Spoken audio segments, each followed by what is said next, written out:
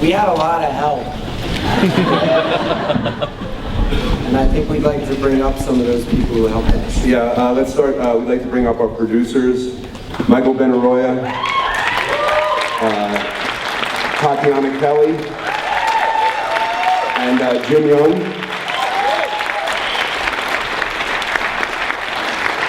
And we have an executive producer here, Laura Rister. Would you please come up?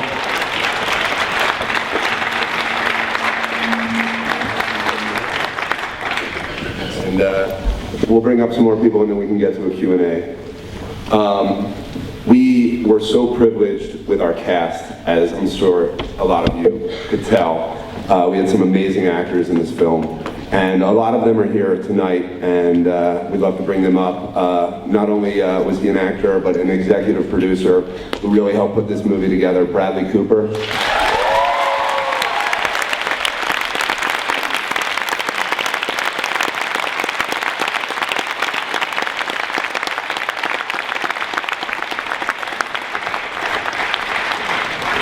The amazing and talented Miss Zoe Saldana.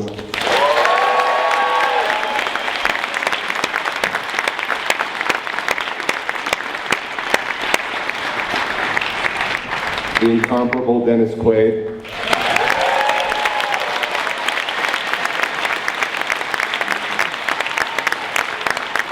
The irresistible Ben Barnes.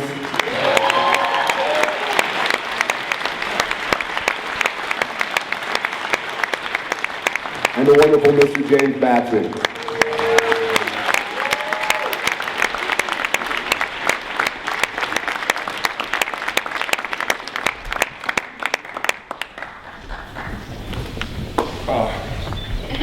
Well, I mean, seriously, how about that lineup right there, huh?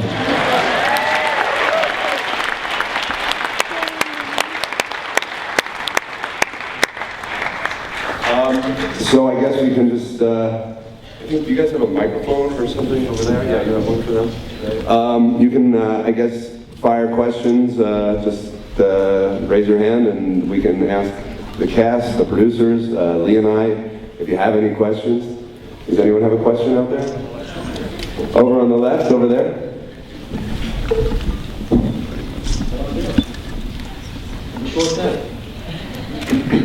So I couldn't help but think about Robert Morley and William Shakespeare and wondering what similarities the roles in the depiction of this story, how they evolved, whether or not there was any inspiration from that historical fact. There was some inspiration from some historical facts that Lee and I were discussing, a story about Ernest Hemingway, and his wife came to visit him. He was interviewing, was it Mussolini at the time? And when she came to visit him, she brought his stories in the carbons and she had left them on a train. And we started talking about that. And the questions just kind of grew out of that. There's a lot of folklore about writers who have lost their work. I think there are probably quite a few writers out here who've probably lost their work too. So we sort of tapped into that and played the What If game.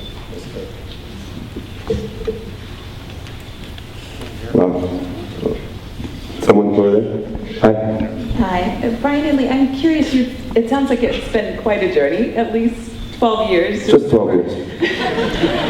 I would love to hear a little bit about that journey and any advice you would have for filmmakers just from your experience. I mean, I think the greatest lesson of that, if you ask for advice from this experience is, 12 years. Yeah. You know, there's no better, you hang in there and, it comes together and, it comes together when it's right timing and with the right people.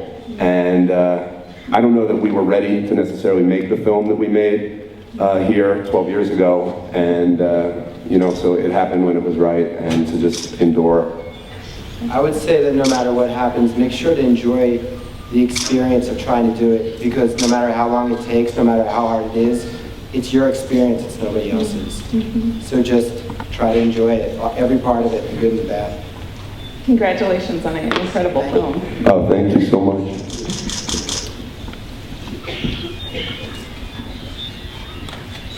Is there anyone else? Oh, over there? You want to go in the balcony first and then we'll come to you? Sorry. Thank you. I just wonder why New Yorkers have such a fascination with artists.